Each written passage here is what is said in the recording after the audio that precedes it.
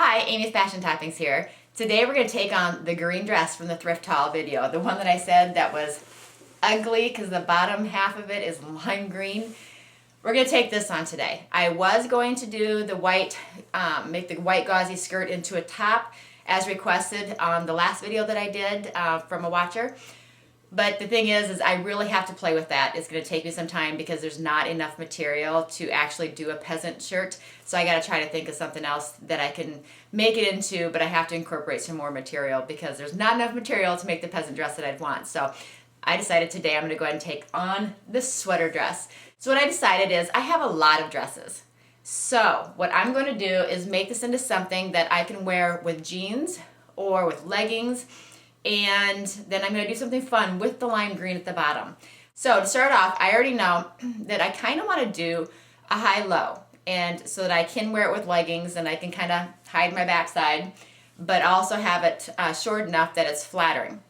So I measured from the neckline down how far I want the front of my sweater shirt or sweater dress to be, and I decided 28 inches. So now what I'm going to do is I'm going to add on an inch for a hem allowance, and so that'll be 29 inches. So I'm going to pin down from the neckline down the 29 inches. 28 is what I want, but 1 extra inch for hem allowance. And then I'm going to mark it. And then we're going to decide how gradual I want my high-low to be. I don't want it to be like a waterfall skirt or anything like that. I just want it slightly shorter in the front and longer in the back because I think that's so flattering, especially when you're wearing leggings. So let me go ahead and get this marked at the 29 inches, and then let's see how we're going to do this hemline. I measured down my 29 inches and made a big hole. So now what I'm going to do is so that I can have a nice, even high-low cut, I'm going to take the dress off the dress form. You're going to match up the shoulder seams. See, there's my back tag. It's inside out. I'm going to match up my shoulder seams. So there's the front middle, back middle, because you can see the tag. It still has the little thrift store price tag on it, a little tag that's hanging off there. So shoulder seams are lined up, side, side, back middle, front middle, and now you're going to want to have the whole dress folded in half that way. So as you're going down, your side seam on this side should match up with the side seam on the other side. Okay, well, as you can see, so I folded it in half. So that here's front center on the fold here. Here's my cut right there. See, both sides right on the fold. My side seams I can feel. Here's one side seam, and I can feel through it, and I can feel that it's lined up on the other side with my other side seam. And then my back center fold, which is kind of off the camera. So now I'm going to take where I had just cut, that is my front center, and I'm going to do a slight slope. I'm going to cut through both front and back, and I'm going to slowly, just a slight gradual cut, going from shorter to longer. And it's better to be generous and make it longer than what you expected, and make it shorter later if you need it. But if you go too short, you're stuck with it. So I'm being pretty generous. My scissors are needing to be sharpened. Okay, now I'm going to go ahead and put this back on my dress form so that we can start working with it. Okay, now you can see that it's much shorter. I took all that green off and a little bit of the dark green. That's it. But you can see the slant that I took off of the sweater dress. See all the green up here, very little green here. So it is at a slant. You can see it here. Shorter in the front. Turn it to the side so you can see.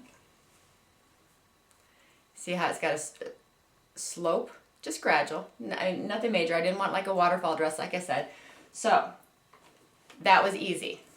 So next thing I'm going to need to do is my dress is inside out, and I just need to put a hem on it. Before I do my hem, I'm going to take my bottom of my shirt here, or sweater or dress or whatever you want to call it. I'm going to take it and I'm going to run a zigzag stitch just barely right on the edge all the way around. And that is just so that when I wash it, I don't have to worry about fraying, because this sweater I can already tell it's going to fray, and most sweaters are going to. So take a zigzag, medium zigzag stitch and run it right along as close to the edge as you can get. Run a zigzag stitch all the way around the bottom hem, and that will finish our edge so it won't fray. I put my zigzag stitch along the edge, and I just wanted to show you what it looked like. So you can kind of see how I zigzagged right along the edge. It gives it some stretch. It's not going to break. And it finishes my edges. As you can see, it's already starting to fray along the tips here. So that zigzag will keep it in place. Now, for some people, if you use a decorative, contrasting thread or even matching thread, sometimes they want to just leave it that way. You're not going to notice it as long as you cut a straight line. It's going to look nice and neat. You can use contrasting thread or matching thread. I got my zigzag stitch. Next thing I'm going to do is I'm going to go ahead and do a folded hem. Now I'm inside out. As you can see the seam. I'm inside out. I'm just going to fold it once. I just want a small seam, or a small hem. So I'm just going to fold it once, and then I'm going to pin it. And I'm going to do that all the way around the bottom of the dress, shirt, whatever you want to call it, sweater, shirt, dress, whatever. You're going to go ahead and pin your hemline all the way around, making sure that you're even. And if you need to, go ahead and iron it so that you have a nice flat fold, if that makes it easier for you. For the sake of time, and I've got a busy schedule today, so I won't be taking the time to iron it. I'm just going to go ahead and put my straight stitch in. So I'm going to fold all the way around, pin it, take it to my sewing machine, put in a straight stitch all the way around, or you can use a zigzag, it's up to you. I'm going to use a straight stitch, and then I'll be done with the top part of it. And then I'm going to also, when we get done, I'm going to show you some other ways that I could have made this into other garments, things that I was kind of teetering on as far as ideas, and I'll show you that at the end. So let's go ahead and get this hemmed. So I've got my hem in. So it's just very basic, but I'll wear it. I'll wear this with jeans. I'll wear it with leggings. So I could dress it up with a lot of stuff. So at least now I have something to work with and not have to worry about all of this. Now another option I was debating on is making this into a simple cardigan. Now if I want to do that, all I simply had to do is find the front center of the bottom hem and front center of the neckline and just cut a straight line all the way down so it opens it up, and then just fold your edges so that you can finish off your hem of your opening. But I could have made this into a simple cardigan as well, but I have so many cardigans I didn't want to do that. But that would have been a great option, is just cut it right up the center. I still have the high-low, which would be really cute with the cardigan. But if I just cut up the center, I have an open cardigan. That's an option. That's one thing you can do. Some of the options for the extra material is you could make a new neckline.